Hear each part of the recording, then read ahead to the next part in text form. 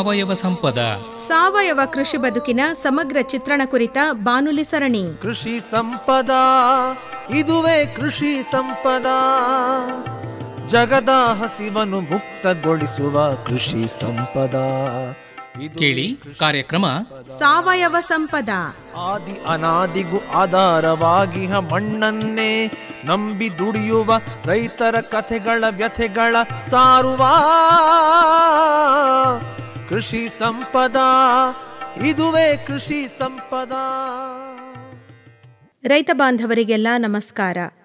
ಇವತ್ತಿನ ಸಾವಯವ ಸಂಪದ ಸರಣಿಯಲ್ಲಿ ಭತ್ತ ಮತ್ತು ಕಬ್ಬಿನ ಬೆಳೆಗಳಲ್ಲಿ ಹಸಿರು ಗೊಬ್ಬರದ ಮಹತ್ವವನ್ನು ಕುರಿತ ಸಂವಾದವಿದೆ. ಭಾಗವಹಿಸುತ್ತಾರೆ ನಿವೃತ್ತ ಸಹಾಯಕ ಕೃಷಿ ನಿರ್ದೇಶಕರಾದ ರವೀಂದ್ರ ಆರ್ ಕಟ್ಟಿ ಹಾಗೂ ಮಂಡ್ಯ ತಾಲೂಕು ಬಸರಾಳು ಹೋಬಳಿ ಹಲ್ಲೇಗೆರೆಯ ಎಚ್.ಕೆ. ದೊಡ್ಡಲಿಂಗಯ್ಯ. ಕೃಷಿ ಸಂಪದ, ಇದುವೇ ಕೃಷಿ ಸಂಪದ. ಜಗದ ಹಸಿವನ್ನು ಮುಕ್ತಗೊಳಿಸುವ ಕೃಷಿ ಸಂಪದ, ಇದುವೇ ಕೃಷಿ ಸಂಪದ. ರವೀಂದ್ರ ಅವರೇ ನಮಸ್ಕಾರ. ನಮಸ್ಕಾರ. ನಮ್ಮ ರೈತ ಬಾಂಧವರಿಗೂ ಕೂಡ ಆತ್ಮೀಯವಾದ ನಮಸ್ಕಾರಗಳು. ದೊಡ್ಡಲಿಂಗೇಗೌಡ್ರೆ ತಮಗೂ ನಮಸ್ಕಾರ. ನಮಸ್ಕಾರ ಸರ್. ಹೇಳಿ ರವೀಂದ್ರ ಅವರೇ, ಮಣ್ಣಿನ ಫಲವತ್ತತೆಯನ್ನು ಕಾಪಾಡೋ ನಿಟ್ಟಿನಲ್ಲಿ ಸಾವಯವ ಕೃಷಿಯಲ್ಲಿ ವಿಶೇಷವಾಗಿ ಹಸಿರು ಎಲೆ ಗೊಬ್ಬರದ ಪ್ರಾಮುಖ್ಯತೆ ಏನು ಅಂತ ಹೇಳ್ತೀರಿ? ಈಗ ಮಣ್ಣಿನ ಆರೋಗ್ಯ ಅಂದಾಗ ಮುಖ್ಯವಾಗಿ ನಾವು ಗಮನಿಸಬೇಕಾದಂಥ 4-5 ಅಂಶಗಳಿವೆ. ಒಂದು, ಮಣ್ಣು ಕೊಚ್ಚಣೆ ಆಗಬಾರ್ದು, ಅದರ ಬಗ್ಗೆ ನಾವು ವಿಶೇಷ ಕಾಳಜಿಯನ್ನು ವಹಿಸಬೇಕು. ಎರಡನೇದು, ಮಣ್ಣಿನ ಗುಣಧರ್ಮಗಳನ್ನು ನಾವು ಕಾಪಾಡ್ಕೊಂಡು ಹೋಗಬೇಕು.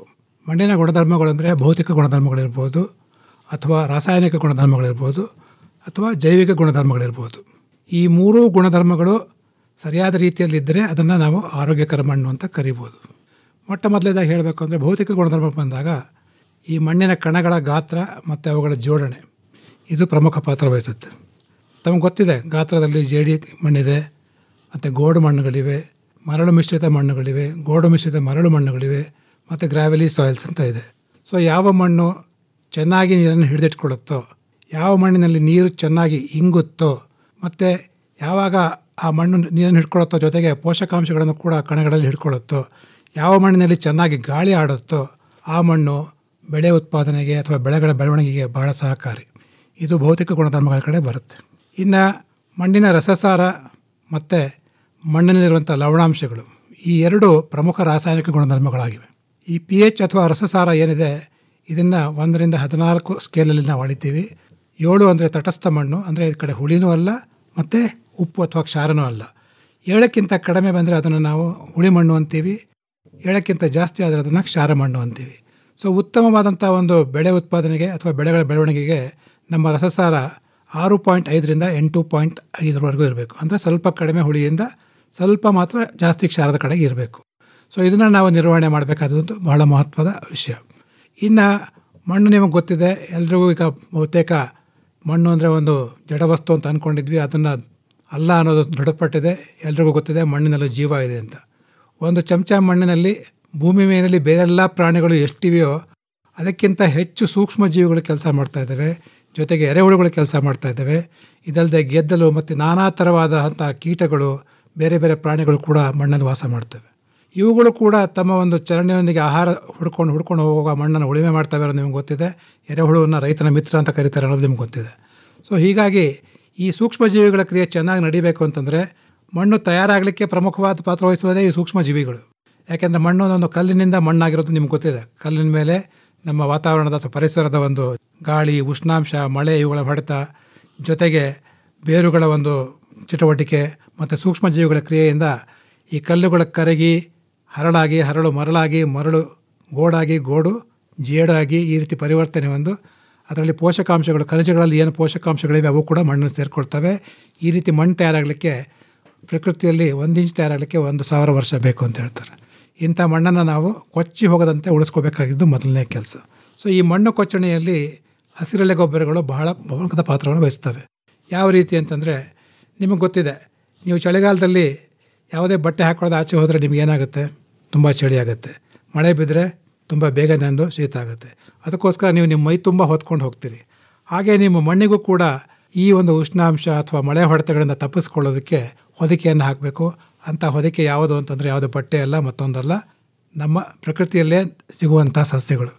ಯಾವ ಮಣ್ಣಿನ ಮೇಲೆ ಸಸ್ಯದ ಹೊದಿಕೆ ಚೆನ್ನಾಗಿರುತ್ತೋ, ಯಾವ ಒಂದು ಜಮೀನಿನ ಸುತ್ತ ಮರಗಿಡಗಳು ಇರ್ತವೋ ಅವುಗಳು ಮಳೆಯ ಹೊಡೆತದಿಂದ, ಉಷ್ಣದಿಂದ ಮಣ್ಣಿನ ಮೇಲೆ ಯಾವುದೇ ಒಂದು ವ್ಯತಿರಿಕ್ತ ಪರಿಣಾಮ ಆಗದೆ ಅದರ ಗುಣಧರ್ಮ ಉಳ್ಕೊಳ್ಳೋಕ್ಕೆ ಮತ್ತು ಅದು ಕೊಚ್ಚಿ ಹೋಗದಂತೆ ಸಹಾಯ ಮಾಡ್ತವೆ.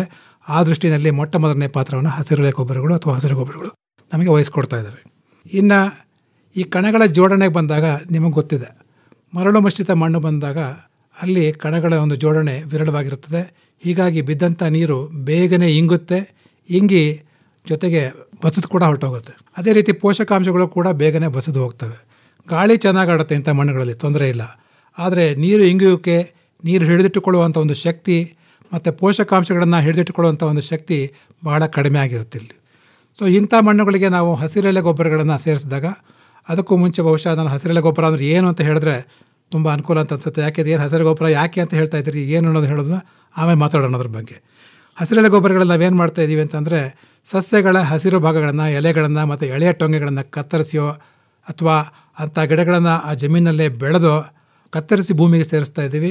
ಈ ರೀತಿ ಹಸಿರೆಲೆಗಳನ್ನು ನಾವು ಭೂಮಿಗೆ ಸೇರಿಸಿ ಮಲ್ಚ್ ಮಾಡಿದಾಗ ಅಥವಾ ಉತ್ತಾಗ ಆ ಕಣಗಳ ಜೋಡಣೆ ಮಧ್ಯೆ ಗ್ಯಾಪ್ ಏನಿರುತ್ತೆ ಅದು ತುಂಬಿಕೊಳ್ತವೆ. ತುಂಬಿಕೊಂಡು ನೀರು ಹೆಚ್ಚು ಹಿಡ್ಕೊಳ್ಳೋಕ್ಕೆ ಅವಕಾಶ ಆಗುತ್ತೆ. ಇಂಗುವಿಕೆಗೆ ಯಾವುದೇ ಧಕ್ಕೆ ಆಗಲ್ಲ, ಪೋಷಕಾಂಶಗಳು ಕೂಡ ಚೆನ್ನಾಗಿ ಸಿಗ್ತವೆ.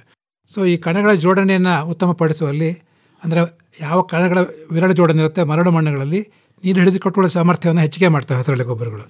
ಇನ್ನು ಹೆಚ್ಚಿಗೆ ಜೇಡಿ ಅಂಶ ಇತ್ತು ಅಂತಂದರೆ ಕಣಗಳ ಜೋಡಣೆ ದಟ್ಟವಾಗಿರೋದ್ರಿಂದ ನೀರು ಇಂಗೋ ಪ್ರಮಾಣ ಕಡಿಮೆ ಇರುತ್ತೆ. ಒಂದು ಸತಿ ಇಂಗ್ತು ಅಂತಂದರೆ ಬಹಳಷ್ಟು ಕಾಲ ನೀರನ್ನು ಹಿಡಿದುಕೊಳ್ಳೋ ಶಕ್ತಿ ಇರುತ್ತೆ, ಆದರೆ ಅಲ್ಲಿ ಗಾಳಿ ಆಡುವಿಕೆ ಬಹಳ ಕಡಿಮೆ ಇರುತ್ತೆ. ಯಾವಾಗ ಗಾಳಿ ಆಡುವಿಕೆ ಕಡಿಮೆ ಆಗುತ್ತೋ ಅಲ್ಲಿ ಬೇರುಗಳ ಉಸಿರಾಟ, ಸೂಕ್ಷ್ಮ ಜೀವಿಗಳ ಉಸಿರಾಟಕ್ಕೂ ಕೂಡ ಸ್ವಲ್ಪ ತೊಂದರೆ ಆಗುತ್ತೆ.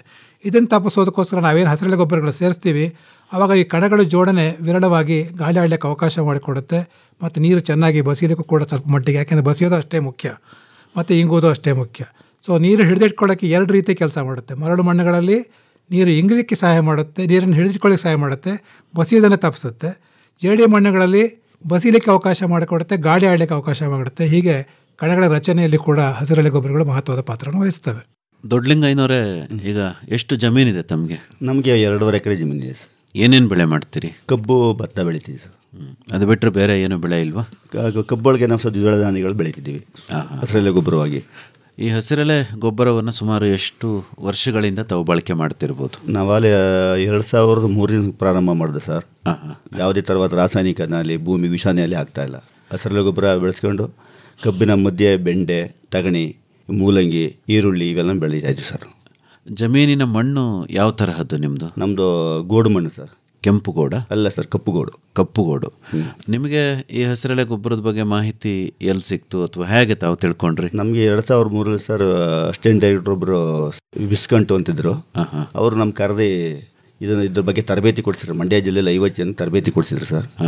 ಅಂದಿನಿಂದ ನಮಗೆ ಇದ್ರ ಬಗ್ಗೆ ಒಲವು ಮೂಡ್ತು. ನಾವು ನೈಸರ್ಗಿಕ ಕೃಷಿನೇ ಮಾಡಬೇಕು, ಈ ಥರ ರಾಸಾಯನಿಕ ಬಳಸೆ ಹಸಿರೆಲೆ ಗೊಬ್ಬರನೇ ಮಾಡಿ ಬೆಳಿಬೇಕು ಅನ್ನೋದು ಇದಾಯ್ತು ಸರ್. ಅಲ್ಲಿಂದ ಉತ್ತೇಜನಗೊಂಡು ನಾವು ಈ ಕೃಷಿನೇ ಪ್ರಾರಂಭದಿಂದ ಶುರು ಮಾಡಿ ಇಂದಿನವರೆಗೂ ಮಾಡ್ತಾ ಇದ್ದೀವಿ ಸರ್. ಈಗ ಭತ್ತ ಬೆಳೆಯೋದಕ್ಕಿಂತ ಮುಂಚಿತವಾಗಿ ತಾವು ಹಸಿರೆಲೆ ಗೊಬ್ಬರ ಮಣ್ಣಿಗೆ ಸೇರಿಸ್ತೀರಾ ಸರ್? ಭತ್ತ ಕಟಾವು ಮೊದಲೇ ಸರ್ 15 ದಿನ ಮುಂಚಿತವಾಗಿ ನೀರು ತಪ್ಪಾಗ್ತೀವಲ್ಲ, ಅವಾಗಲೇ ಹಸಿರೆಲೆ ಗೊಬ್ಬರ ಡಯಾಂಚನ ಬೀಜೋಪಚಾರ ಮಾಡಿ ಬೀಜಾಮೃತದಲ್ಲಿ ಒಳಗಡೆ ಎರ್ಚ್ಬಿಡ್ತೀವಿ ಸರ್. ಎಕರೆಗೆ ಒಂದು 25 kg ಏರ್ತೀವಿ. ಅದು ನಾವು ಭತ್ತ ಮಾಮೂಲಿ ನಾಟಿ ಮಾಡೋದಕ್ಕೆಲ್ಲ ಒಂದು 3 ಅಡಿ ಅಂತರ ಬೆಳೆದಿರ್ತದೆ ಸರ್. ಅದನ್ನು ತಿರ್ಗಾ ಒಳಗಡೆ ಮಲ್ಚಿಂಗ್ ಮಾಡಿ ಭೂಮಿಗೆ ಸೇರಿಸಿ ನಾಟಿ ಮಾಡ್ತೀವಿ ಸರ್. ಈ ಬೀಜೋಪಚಾರ ಅಂದರೆ ಏನು? ಯಾತಕ್ಕೆ ಬೀಜೋಪಚಾರ ಮಾಡ್ತೀರಿ ಸರ್? ಯಾವುದೇ ಒಂದು ಬೀಜದಲ್ಲಿ ಒಂದು ಕೀಟಗಳು ಇದ್ದರೆ ಮುಂದೆ ರೋಗ ಬಾಧೆ ಬರೋದಿಲ್ಲ ಅದಕ್ಕೆ ಅನ್ನೋದು. ಅಲ್ಲ, ಹಸಿರೆಲೆ ಗೊಬ್ಬರಕ್ಕೆ ಯಾಕೆ ಬೀಜೋಪಚಾರ ಮಾಡ್ತೀವಿ? ಅದು ಚೆನ್ನಾಗಿ ಬರುತ್ತೆ ಸರ್. ಅದು ಬೀಜನೂ ಚೆನ್ನಾಗಿ ಮೊಳಕೆ ಬರ್ತದೆ ಅಂತ, ಫೇಲ್ ಆಗಲ್ಲ ಯಾವುದೇ ಕಾರಣಕ್ಕೂ ಬೀಜೋಪಚಾರ ಮಾಡೋದ್ರಿಂದ. ಯಾವುದೇ ಬೀಜಕ್ಕೂ ರೋಗ ಬಾಧೆ ಇರೋದಿಲ್ಲ. ನಾವು ಭತ್ತ ಬಿತ್ತಲಿ ಅದಕ್ಕೂ ಬೀಜೋಪಚಾರ ಮಾಡಿ ಇದು ಮಾಡಬೇಕು ಆ ಥರ. ಅಲ್ಲ, ಹಸಿರೆಲೆ ಗೊಬ್ಬರಕ್ಕೆ ತಾವು ಬೀಜೋಪಚಾರ ಮಾಡಿ ಏನು ಜೀವಾಮೃತದಿಂದ ಬೀಜಾಮೃತ ಮಾಡಿ ಅದನ್ನು ಬಿತ್ತಿ ಒಂದು 45 ದಿವಸದ ಬೆಳೆನ ಮತ್ತೆ ಮಣ್ಣಿಗೆ ಸೇರ್ತೀವಿ.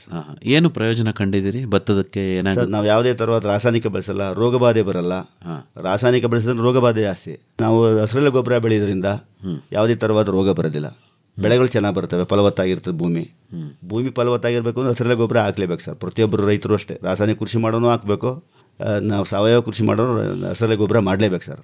ನಿಮ್ಮ ಲೆಕ್ಕದಲ್ಲಿ ಭೂಮಿ ಫಲವತ್ತತೆ ಅಂದರೆ ಏನು ಸರ್ ಭೂಮಿ ಎಷ್ಟು ಶ್ರೀಮಂತವಾಗಿರ್ತದೋ ರೈತನೂ ಅಷ್ಟೇ ಶ್ರೀಮಂತವಾಗಿರ್ತಾನೆ. ಭೂಮಿ ಫಲವತ್ತಿಲ್ಲ ಅಂದರೆ ಆ ಭೂಮಿಲಿ ಏನು ಬರಡು ಭೂಮಿ ಸರ್. ಅದು ಅಲ್ಲ, ಫಲವತ್ತತೆ ಅಂದರೆ ಏನು ಅಂತ ಕೇಳ್ತಾ ಇದ್ದೀನಿ. ನೀವು ಹೇಗೆ ಅದನ್ನು ನಾವು ಸರ್ ಬೆಳೆ ಆದ ತಕ್ಷಣ ಅದು ನಮಗೆ ನೋಡೋಕೆ ಚೆನ್ನಾಗಿ ಬರುತ್ತದೆ. ಬೆಳೆಯುವ ಪೈರು ಮೊಳಕೆಯಲ್ಲಿ ಅಂತ ಯಾವ ಪೈರು ಚೆನ್ನಾಗಿ ಬರ್ತದೆ ದೃಢಕಾಯವಾಗಿ ಅದನ್ನು ನಾವು ಅದು ನಮ್ಮ ಭೂಮಿ ಆರೋಗ್ಯವಾಗಿದೆ ಶ್ರೀಮಂತಿಕೆಯಿಂದಿದೆ ಅನ್ನೋದು ಸರ್.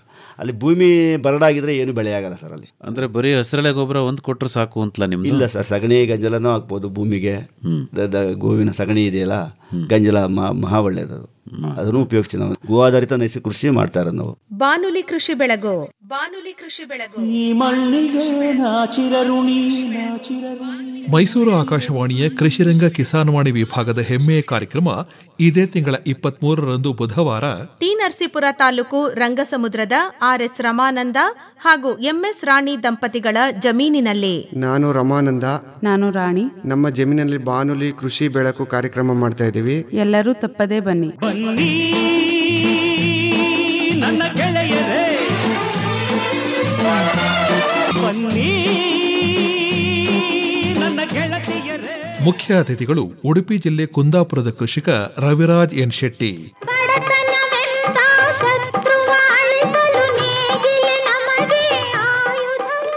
ಜೈವಿಕ ಗೊಬ್ಬರದ ಬಳಕೆ ಪ್ರಾತ್ಯಕ್ಷಿಕೆ, ಸಾವಯವ ಉತ್ಪನ್ನಗಳ ಪ್ರದರ್ಶನ ಹಾಗೂ ಮಾರಾಟ, ಬಾನುಲಿ ಕೃಷಿಕರ ಸಮ್ಮಿಲನ ಈ ಬಾರಿಯ ವಿಶೇಷ.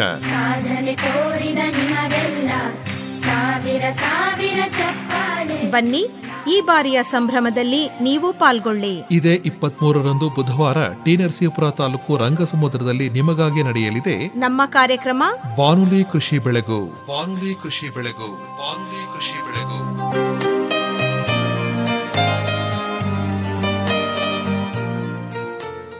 ರವೀಂದ್ರ ಅವರೇ ಹೇಳಿ, ಈಗ ಕಣಗಳ ಜೋಡಣೆ ಸುಧಾರಣೆ ಮಾಡೋದಕ್ಕೆ ಹಸಿರೆಲೆ ಗೊಬ್ಬರ ಬಹಳ ಪ್ರಮುಖವಾದ್ದು ಅಂತ ಹೇಳ್ತಾ ಇದ್ರಿ. ಮುಂದೆ ಇನ್ನೂ ಏನೆಲ್ಲ ಪ್ರಯೋಜನಗಳಿದ್ದಾವೆ? ಈಗ 2 ವಿಷಯಗಳ ಬಗ್ಗೆ ನಾವು ಮಾತಾಡಿದ್ವಿ. ಏನು, ಕಣಗಳ ಜೋಡಣೆ ಬಗ್ಗೆ ಒಂದು ಮಾತಾಡಿದ್ದೀವಿ, ಮಣ್ಣು ಕೊಚ್ಚಣೆ ತಪ್ಪಿಸೋದ್ರ ಬಗ್ಗೆ ಕೂಡ ಮಾತಾಡಿದ್ದೀವಿ. ಇದು ಮುಖ್ಯವಾಗಿ ರಾಸಾಯನಿಕ ಗುಣಧರ್ಮ. ನಾವು ಅವ್ಯಾಹತವಾಗಿ ಇತ್ತೀಚೆಗೆ ನಾವು ಕೆಲವೊಂದು ಕೃತಕ ರಸಗೊಬ್ಬರಗಳನ್ನು ಬಳಸ್ತಾ ಇದ್ದೀವಿ. ವಿಶೇಷವಾಗಿ 1 ಅಥವಾ 2 ರೀತಿಯ ಗೊಬ್ಬರಗಳನ್ನು ಮಾತ್ರ ಬಳಸ್ತೀವಿ. ಹೀಗಾಗಿ ಬಹುತೇಕ ಯೂರಿಯಾ ಮತ್ತು ಅಮೋನಿಯಂ ಸಲ್ಫೇಟ್ ನಾವು ಜಾಸ್ತಿ ಬಳಸ್ತಾ ಇದ್ದೀವಿ. ಅಂಥ ಕಡೆಗೆ ಏನಾಗುತ್ತೆ ಅಂತಂದರೆ ಮಣ್ಣು ಹುಳಿ ಮಣ್ಣುಗಳಾಗೋ ಪರಿವರ್ತನೆ ಸಾಧ್ಯತೆಗಳು ಜಾಸ್ತಿ ಇರ್ತವೆ. ಇನ್ನು ಎಲ್ಲಿ ಈ ಒಂದು ನೀರನ್ನು ಭಾಳಷ್ಟು ನಿಲ್ಲಿಸ್ತಾರೋ ಮತ್ತು ಎಲ್ಲಿ ಮಣ್ಣು ಸ್ವಲ್ಪ ಕಪ್ಪು ಮಣ್ಣಿನ ಅಂಶವನ್ನು ಹೊಂದಿರುತ್ತೋ ಅಂಥ ಕಡೆ ಕ್ಷಾರಯುಕ್ತವಾಗಿ ಮಣ್ಣುಗಳು ಪರಿವರ್ತನೆ ಆಗೋದು ಕೂಡ ಭಾಳ ಸಾಮಾನ್ಯವಾಗಿ ನೋಡ್ತಾ ಇದ್ದೀವಿ.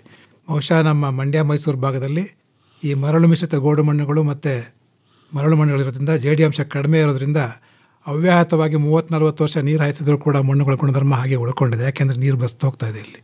ಅದೇ ನೀವು ಈಗ ಅಪ್ಪರ್ ಕೃಷ್ಣ ಪ್ರಾಜೆಕ್ಟು ಅಥವಾ ಇತ್ತೀಚೆಗೆ ಬಾಗಲಕೋಟೆ ಏರಿಯಾಗಳಿಗೆ ಹೋಗಿ ನೋಡಿದ್ರೆ ನೀವು ಅದರವೆಲ್ಲ ಕಪ್ಪು ಜೇಡಿ ಮಣ್ಣುಗಳು ನೀರನ್ನು ಚೆನ್ನಾಗಿ ನಿಲ್ಲಿಸ್ತಾ ಇದ್ದಾರೆ, ಬಸ್ದು ಹೋಗೋಕ್ಕೆ ಅವಕಾಶ ಇಲ್ಲ. ಹೀಗಾಗಿ ಕೆಲವೇ 5 ಅಥವಾ 10 ವರ್ಷಗಳಲ್ಲೇ ಮಣ್ಣುಗಳು ಕ್ಷಾರಯುಕ್ತ ಅಥವಾ ಜೌಗು ಮತ್ತು ಸವಳಾಗಿ ಪರಿವರ್ತನೆ ಆಗ್ತಾ ಇದೆ. ಅಲ್ಲ, ನಮ್ಮ ದೊಡ್ಡಲಿಂಗಯ್ಯನವರದ್ದು ಕಪ್ಪು ಗೋಡು ಅಂತಾರಲ್ಲ, ಕಪ್ಪು ಗೋಡಿದೆ, ಆದರೆ ಅದರಲ್ಲಿ ಜೇಡಿ ಅಂಶ ಅಷ್ಟು ಪ್ರಮಾಣದಲ್ಲಿಲ್ಲ, ಗೋಡಿನ ಅಂಶ ಜಾಸ್ತಿ ಇದೆ. ನಾನು ನೋಡಿದ್ದೀನಿ ಅವ್ರ ಜಮೀನನ್ನು ಒಂದು. ಆಮೇಲೆ ಅವರು ನಿರಂತರವಾಗಿ ಹಸಿರೆಲೆ ಗೊಬ್ಬರಗಳನ್ನು ಮಾಡ್ತಾ ಬಂದಿದ್ದಾರೆ. ನೀರು ಬಸ್ದು ಹೋಗ್ಲಿಕ್ಕೆ ಅವಕಾಶ ಆಗಿದೆ. ಎಲ್ಲಿ ನೀರು ಚೆನ್ನಾಗಿ ಬಸ್ದು ಹೋಗಲ್ಲ ಅಲ್ಲಿ ಮಾತ್ರ ಈ ಒಂದು ಭೂಮಿ ಹಾಳಾಗೋದು ಬಹಳ ಬೇಗ ಆಗುತ್ತೆ. ಒಂದು ಸತಿ ಮಣ್ಣು ತನ್ನ ಗುಣಧರ್ಮ ಕಳ್ಕೊಳ್ತು, ಸವಳು ಜವಳು ಆಯಿತು ಅಂತಂದರೆ ಪ್ರಕೃತಿಯಲ್ಲಿ 1000 ವರ್ಷ ಆಗಬೇಕು ಅಂತ ಹೇಳಿದೆ 1 ಇಂಚ್ ಮಣ್ಣು ತಯಾರಾಗೋಕ್ಕೆ. ಬಟ್ ಇದನ್ನು ಸುಧಾರಣೆ ಮಾಡೋಕ್ಕೆ ನಾವು ಅಲ್ಲಿವರೆಗೂ ಗಳಿಸಿದಂಥ ಎಲ್ಲ ದುಡ್ಡನ್ನು ಹಾಕಿದರೂ ಕೂಡ ಮೊದಲಿನ ಮಟ್ಟಕ್ಕೆ ಬರೋಕ್ಕೆ ಸಾಧ್ಯ ಇಲ್ಲ. ಸೊ ಸುಲಭ ಉಪಾಯ, ನಮ್ಮ ಕೈಗೆ ನಿಲ್ಕುವಂಥ ಒಂದು ಸರಳ ಉಪಾಯ ಅಂತಂದರೆ ಹಸಿರೆಲೆ ಗೊಬ್ಬರಗಳು.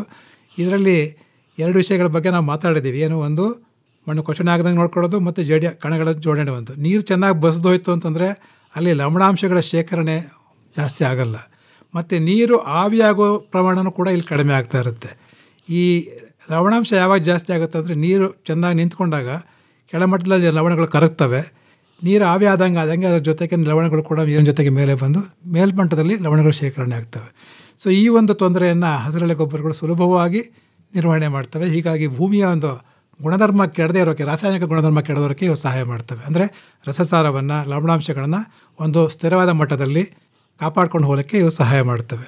ಈ ಪೋಷಕಾಂಶಗಳು ನಾನು ಹೇಳಿದೆ, ಮಣ್ಣು ಒಂದು ಜೀವಂತ ವಸ್ತು ಅಂತ. ಅದರಲ್ಲಿ ಅಸಂಖ್ಯಾತ ಸೂಕ್ಷ್ಮಾಣು ಜೀವಿಗಳಿವೆ.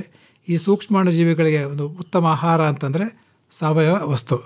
ಸಾವಯವ ವಸ್ತುವನ್ನು ನಾವು ಬೇಕಾದಷ್ಟು ರೀತಿಯಲ್ಲಿ ನಾವು ಹಾಕ್ಬೋದು. ನಮ್ಮ ಭೂಮಿಗೆ ಒಂದು ಕೊಟ್ಟಿಗೆ ಗೊಬ್ಬರ ಹಾಕ್ತೀವಿ, ಕಾಂಪೋಸ್ಟ್ ಮಾಡಿ ಹಾಕ್ತೀವಿ, ಎರೆಗೊಬ್ಬರ ಹಾಕ್ತೀವಿ, ಸಸ್ಯಗಳ ಹಿಂಡಿಗಳನ್ನು ಹಾಕ್ತೀವಿ, ಜೊತೆಗೆ ಪ್ರಾಣಿಗಳ ಸಗಣಿ, ಗಂಜಲ, ಮಲ ಎಲ್ಲವನ್ನು ಹಾಕ್ತೀವಿ.